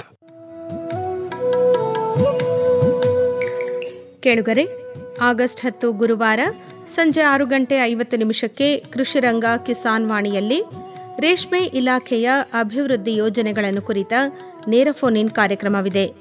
ಭಾಗವಹಿಸುತ್ತಾರೆ ಚಾಮರಾಜನಗರ ಜಿಲ್ಲಾ ರೇಷ್ಮೆ ಇಲಾಖೆಯ ಉಪನಿರ್ದೇಶಕರಾದ HC ನಾಗೇಂದ್ರಪ್ಪ. ಕರೆ ಮಾಡಲು ಸಂಪರ್ಕ ಸಂಖ್ಯೆಗಳು 25125882 ಹಾಗೂ 25150889, ಮೈಸೂರಿನ STD ಕೋಡ್ 0821. ಮರೆಯದಿರಿ, ಆಗಸ್ಟ್ 10 ಗುರುವಾರ ಸಂಜೆ 6:50 ಕೃಷಿರಂಗ ಕಿಸಾನ್ ವಾಣಿಯಲ್ಲಿ ರೇಷ್ಮೆ ಇಲಾಖೆಯ ಅಭಿವೃದ್ಧಿ ಯೋಜನೆಗಳನ್ನು ಕುರಿತ ನೇರ ಫೋನ್ ಇನ್ ಕಾರ್ಯಕ್ರಮ. ಹೆಚ್ಚಿನ ಮಾಹಿತಿಗೆ ನಿಮ್ಮನ್ನೇ ನೇರವಾಗಿ ಸಂಪರ್ಕ ಮಾಡಬೇಕು ಅನ್ನೋದಾದರೆ ಸಂಪರ್ಕಕ್ಕಾಗಿ ತಮ್ಮ ಮೊಬೈಲ್ ಸಂಖ್ಯೆ ಏನು ರವೀಂದ್ರ ಅವರೇ? 944 85 25 063. ಇನ್ನೊಮ್ಮೆ 944 85 25 063. ಇನ್ನೂ ಒಂದು 944 85 25 063. ತಮ್ಮದು ದೊಡ್ಡಲಿಂಗೇಗೌಡ್ರೆ? 99 64 58 81 84 ಸರ್. ಇನ್ನೊಮ್ಮೆ 99 64 58 81 84. ಇನ್ನೂ ಒಂದು ಸರಿ ಹೇಳ್ಬಿಡಿ. 99 64 58 81 84 ಸರ್. ಒಳ್ಳೆಯದು ದೊಡ್ಡಲಿಂಗೇಗೌಡ್ರೆ ಹಾಗೂ ರವೀಂದ್ರ ಕಟ್ಟಿ ಅವರೇ, ಇದುವರೆಗೂ ಹಸಿರು ಎಲೆ ಗೊಬ್ಬರದ ಪ್ರಾಮುಖ್ಯತೆಗೆ ಸಂಬಂಧಪಟ್ಟಂತೆ ಬಹಳ ಉಪಯುಕ್ತವಾದ ವಿಚಾರಗಳನ್ನು ತಿಳಿಸಿದ್ರಿ. ವಂದನೆಗಳು. ನಮಸ್ಕಾರ. ನಮಸ್ಕಾರ. ನಮಸ್ಕಾರ ಸರ್. ಕೃಷಿ ಸಂಪದಾ, ಇದುವೇ ಕೃಷಿ ಸಂಪದಾ. ಜಗದ ಹಸಿವನ್ನು ಮುಕ್ತಗೊಳಿಸುವ ಕೃಷಿ ಸಂಪದಾ, ಇದುವೇ ಕೃಷಿ ಸಂಪದಾ. ಭತ್ತ ಮತ್ತು ಕಬ್ಬಿನ ಬೆಳೆಗಳಲ್ಲಿ ಹಸಿರು ಗೊಬ್ಬರದ ಮಹತ್ವವನ್ನು ಕುರಿತ ಸಂವಾದವನ್ನು ಕೇಳಿದಿರಿ. ಭಾಗವಹಿಸಿದ್ದವರು ನಿವೃತ್ತ ಸಹಾಯಕ ಕೃಷಿ ನಿರ್ದೇಶಕರಾದ ರವೀಂದ್ರ ಆರ್ ಕಟ್ಟಿ ಹಾಗೂ ಮಂಡ್ಯ ತಾಲೂಕು ಬಸರಾಳು ಹೋಬಳಿ ಹಲ್ಲೆಗೆರೆಯ HK ದೊಡ್ಡಲಿಂಗಯ್ಯ. ಮುಂದಿನ ಕಾರ್ಯಕ್ರಮದಲ್ಲಿ ಸಂಪದ್ಭರಿತ ಕಾಂಪೋಸ್ಟ್ ತಯಾರಿಕೆಯನ್ನು ಕುರಿತು ಮಂಡ್ಯದ VC ಫಾರಂ ವಲಯ ಕೃಷಿ ಸಂಶೋಧನಾ ಕೇಂದ್ರದ ಪ್ರಾಧ್ಯಾಪಕರಾದ ಡಾ KV ಕೇಶವಯ್ಯ ಅವರೊಂದಿಗೆ ಸಂದರ್ಶನವಿದೆ. ಸಾವಯವ ಸಂಪದ, ಸಾವಯವ ಕೃಷಿ ಬದುಕಿನ ಸಮಗ್ರ ಚಿತ್ರಣ ಕುರಿತ ಬಾನುಲಿ ಸರಣಿ ಕೇಳಿದಿರಿ. ಕೃಷಿ ಸಂಪದಾ, ಇದುವೇ ಕೃಷಿ ಸಂಪದಾ. ಜಗದ ಹಸಿವನ್ನು ಮುಕ್ತಗೊಳಿಸುವ ಕೃಷಿ ಸಂಪದಾ. ಸಹಯೋಗ ವಿಸ್ತರಣಾ ಶಿಕ್ಷಣ ಘಟಕ, ಸಾವಯವ ಕೃಷಿ ಸಂಶೋಧನಾ ಕೇಂದ್ರ ನಾಗನಹಳ್ಳಿ, ಮೈಸೂರು ಜಿಲ್ಲಾ ಕೃಷಿ ತರಬೇತಿ ಕೇಂದ್ರ, ಕೃಷಿ ಇಲಾಖೆ ಮೈಸೂರು, ವಲಯ ಕೃಷಿ ಸಂಶೋಧನಾ ಕೇಂದ್ರ VC ಫಾರಂ ಮಂಡ್ಯ ಹಾಗೂ ಮೈಸೂರು ಮಂಡ್ಯ ಚಾಮರಾಜನಗರ ಜಿಲ್ಲಾ ಸಾವಯವ ಕೃಷಿಕರ ಒಕ್ಕೂಟ. ಸಾವಯವದಲ್ಲಿ ಸಮಗ್ರ ಕೃಷಿರೆ ಮಣ್ಣಿಗೂ ಮನುಜಗೂ ಆರೋಗ್ಯ. ವಿಷ ರಾಸಾಯನಿಕವಾ ಕೃಷಿಯಲ್ಲಿ ತೊರೆದರೆ ಬೆಳೆಯೋ ಬೆಳೆಯೆಲ್ಲ ಅಮೃತವು ಬೆಳೆಯೋ. ಶೀರ್ಷಿಕೆ ಗೀತರಚನೆ ರಮೇಶ್ P ರಂಗಸಮುದ್ರ. ಗೀತೆಯ ರಾಗ ಸಂಯೋಜನೆ ಹಾಗೂ ಗಾಯನ ನಿತಿನ್ ರಾಜಾರಾಮ್ ಶಾಸ್ತ್ರಿ. ಕೃಷಿ ಸಂಪದಾ, ಇದುವೇ ಕೃಷಿ ಸಂಪದಾ. ನೆರವು R ಲೋಕೇಶ್ವರಿ.